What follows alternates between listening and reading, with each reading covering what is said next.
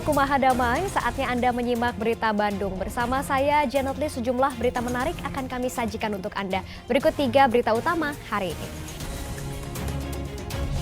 Seorang santri dilaporkan hilang terseret ombak saat bermandi tanpa sepengetahuan pengasuhnya di pantai Manalusu.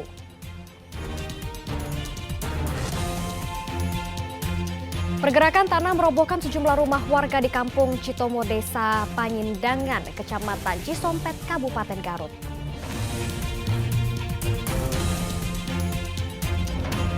Presiden Joko Widodo resmikan sejumlah prasarana penanggulangan banjir di Kabupaten Bandung dengan biaya hampir 1 triliun rupiah.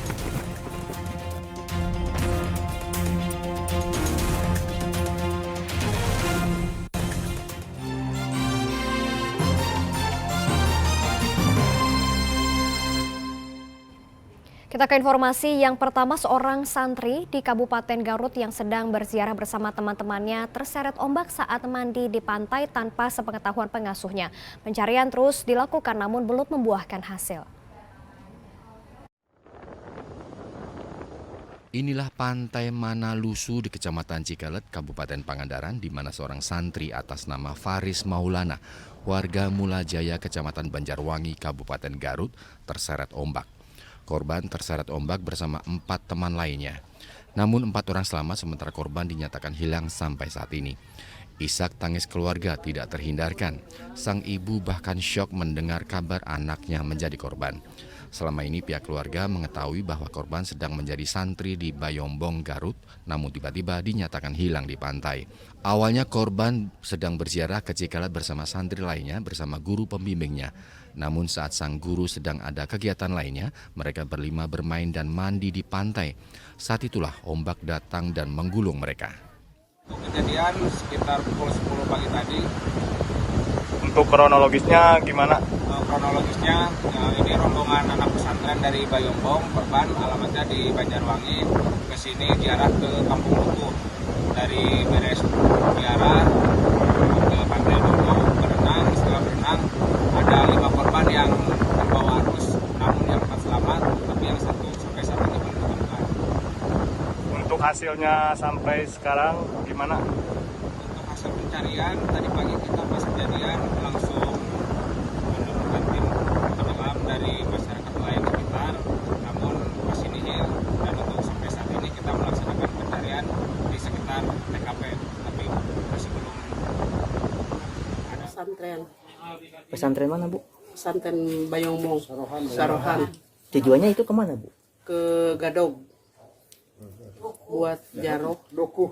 Oh, dukuh. Itu kok bisa ke laut itu gimana, Bu? Sama gurunya, sama teman-temannya. Tapi Pak gurunya ke Uleman dulu. Terus anak-anak itu main ke pantai tanpa sepengetahuan gurunya. Dari pihak keluarga ini apa yang dilakukan, Bu? Pencarian. Lagi pencarian ya, Bu ya? Harapannya apa, Bu? Ya, pengen ketemu selamat. Itu adalah warga Desa Mulya Jaya di Kampung Pasuketan RT 002 RW 08, dan benar adanya tentang apa yang beredar informasi bahwa ada laka laut, yaitu benar itu warga kami di sini. Pak, langkah dari pemerintah desa tersendiri seperti apa, Pak, ini? Dari pemerintah desa, alhamdulillah tadi begitu dapat informasi langsung berkoordinasi dengan tim SAR yang ada di TKP melalui Bapak Kades, dan Bapak Kades tadi menyampaikan silaturahminya melalui telepon karena beliau juga tadi ada keluarganya yang meninggal sehingga belum sempat datang ke sini. Mudah-mudahan nanti sore atau malam bisa ke sini, Pak Kades. Pencarian akan dilanjutkan dengan melibatkan tim SAR dan nelayan setempat. Eko Setiabudi melaporkan dari Kabupaten Garut. Sementara itu hingga Senin pagi pencarian santri yang terseret ombak di pantai selatan Garut masih terus dilakukan. Tim SAR menyusuri pantai Cikelet di mana korban dilaporkan tenggelam. Hingga Senin pagi, Faris Maulana, santri yang hanyut terseret ombak pantai Manalusu di Kecamatan Cikelet, Kabupaten Garut belum ditemukan. Tim SAR yang mencari korban melakukan penyusuran di sepanjang pantai. Pencarian juga dilakukan dengan perahu menyusuri sepanjang pantai Manalusu. Keluarga korban masih terus berharap agar Faris bisa kembali ditemukan dalam kondisi selamat. Korban tenggelam bersama 4 santri lainnya, namun hanya Faris yang hilang dan tidak terselamatkan. Ikut serta dalam pencarian Untuk sementara ini kami dari tim SAR gabungan, diantaranya dari Basarnas, Tagana Garut, Polairut, juga dibantu oleh masyarakat yang antusias dengan pencarian ini. Pak, kalau untuk korban itu sudah ada tanda-tanda ditemukan, Pak? Untuk sementara ini korban belum ada bintik-bintik perkembangan. Cuma kalau melihat dari kebiasaan, kita tunggu dari nanti jam 10. Kalau metode pencariannya seperti apa ini, Pak? Dibagi apa gimana, Pak? Untuk metode pencarian, kami dibagi beberapa titik. Salah satunya adalah Pantai Syahla, Santolo, Taman Manalusu, Dermaga, Cimari. Karena melihat arus angin, juga arus air yang ada di kedalaman, sementara ini air dan ombak menjurus ke wilayah timur. Jadi kami berupaya untuk semuanya diperbanyak untuk pencarian di pesisir pantai dan sebagian di barat. Hujan deras disertai angin merusak belasan rumah warga di Kabupaten Bandung Barat pada Minggu petang. Sejumlah pohon juga tumbang dan menutup akses jalan desa. Hujan deras disertai angin kencang mengguyur wilayah Pasir Halang, Kecamatan Cisarua, Kabupaten Bandung Barat selama 15 menit. Akibatnya sejumlah rumah warga rusak. Atap bangunan warga terlepas dan berterbangan karena ditiup angin sehingga guyuran air hujan masuk ke dalam rumah warga. Tak hanya rumah warga, peristiwa ini juga membuat rusak fasilitas ibadah berupa masjid di kampung tersebut akibat tertimpa pohon kelapa yang tumbang. Kerusakan terlihat pada bagian atap bangunan. Beberapa ranting pohon beringin setinggi 30 meter juga tumbang di wilayah Cilame sehingga menutup akses jalan ke perkampungan. Data aparat desa menyebutkan ada 14 rumah warga dan 1 tempat ibadah yang rusak akibat bencana ini. 2 lokasi kerusakan rumah warga berada di desa Pasir Halang dan Cilame.